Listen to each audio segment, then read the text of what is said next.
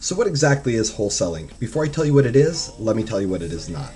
You do not represent the buyer or the seller, you do not connect the buyer and the seller, and you do not get paid a fee or a commission for the representation or the connection of buyer and seller.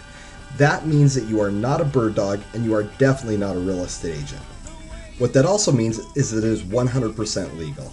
But because it is not part of conventional real estate agents, attorneys, and title companies may challenge you of the process and the legalities of wholesaling properties. So what exactly is it? It's selling your equitable interest. I know.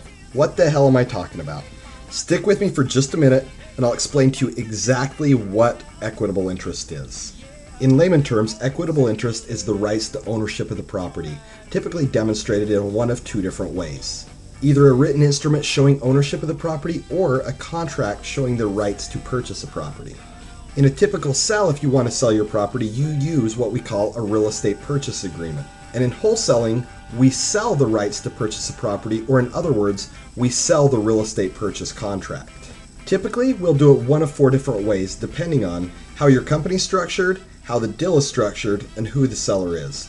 The most simple and straightforward way is an assignment of contract. Because of its simplicity and the ease of teaching, most seminar companies teach their students to utilize an assignment of contract. However, most corporate sellers will no longer allow an assignment of contract, which leads us to a double close. Double closes are expensive, cumbersome, and only able to be utilized about 50% of the time because sellers now are placing deed restrictions on properties. Which takes us to my two favorite ways to wholesale a property. The first will take a little bit of knowledge and a little bit of explanation to the seller's side of the contract.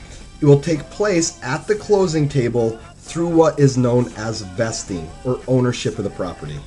You'll want to have some education before you jump into this type of wholesale so that you will be able to explain it to the attorney, agent, or title officer involved in the transaction. The foolproof way to wholesale a property with very little expense and very little education needed is by the transfer of an LLC or a trust. Your documents can be expensive to prepare, but once they're prepared, the transaction moves flawlessly to closing.